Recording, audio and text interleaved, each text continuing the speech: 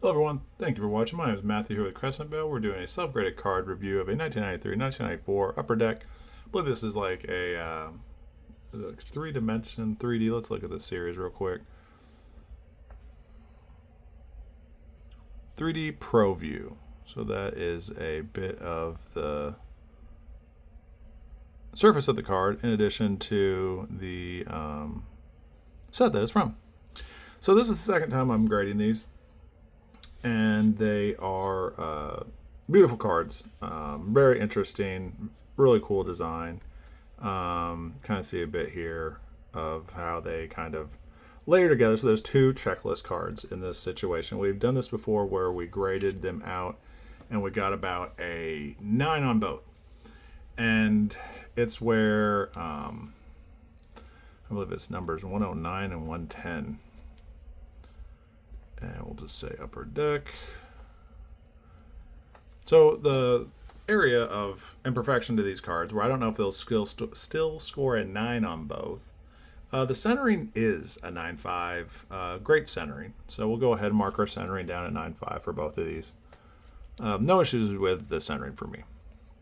Where I do have, and there's up close photos, so whenever you purchase stuff from us on eBay, there is high definition photos that we take and we pump into Grok AI to cross-reference, but we also put them on our eBay listings.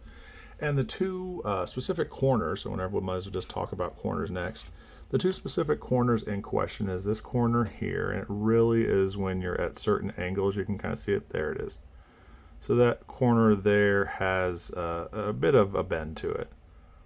Kind of like take it at this angle here. So it's not as prevalent, but there is a bit of a lift on it. This corner here too, you can kind of see a bit of a lift, a bit of imperfections on this.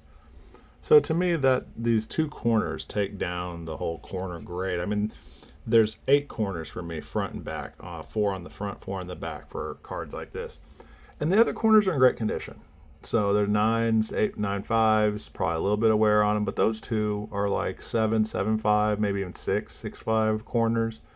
So then I'm just like, well, if all the other corners are in good condition, but those two are not, then where do we land? That's the question. And it really is pretty similar wear on both corners, maybe a little bit less on the top one compared to the bottom one. And I know it's 109, 110. Is this the 109? The 109 is the top one, so it's the first one in the two bunch. I would almost give that an 8 on corners, and the other one a 7.5.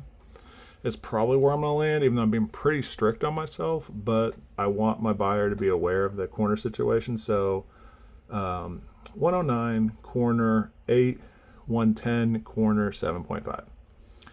So right now we have a 9.5 and a 7, so that averages out to a 8, 8.5. And then we have another one that's a 9.5 and an 8, so that doesn't really completely average out yet, but we'll do some other assessing. So the surface, I could kind of see some small scratches on this card here. You can kind of see a little bit of scratches on the surface there. So that would probably take it down to a 9 or 8.5 for the front. And on the back, it's fairly clean, not very much. So we'll probably end up with a 9 on the 110 surface. That is a 9. So right now we're between an 8.5 and a 9 on the 110.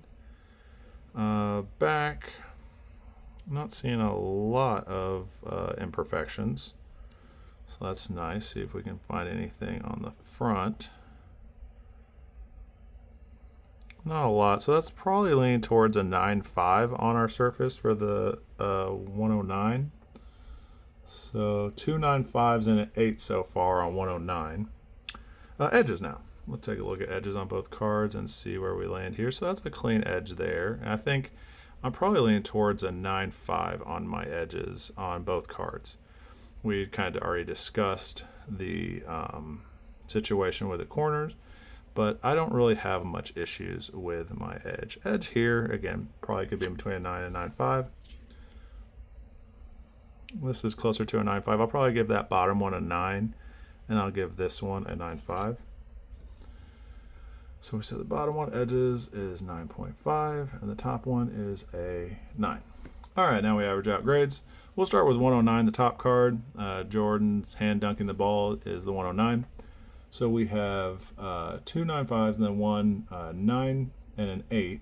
So average out to an 8.5. 8.5 and a 9 average out to a 9. So now the determining factor is the card a 9 or a 9.5, and I think it's closer to a 9 overall. So we have a 9 there. So the other card, we have two 9.5s and a 7.5 and a 9. So the 9.5 and a 7.5 equal or average out to an 8.5. Then we have a 9.5 and an 8.5 average out to a 9. So again, we have a 9. But we have, it clearly noted that the two corners on this one have a little bit of wear to them. So are the cards mint? Yeah, they could possibly, this bottom one, be closer to an 8.5.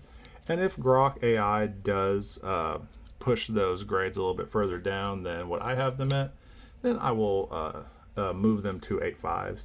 But overall, the cards are in great condition. I do think that in between an 8.5 and a 9 are probably where they land. So thank you for watching. Continue to watch.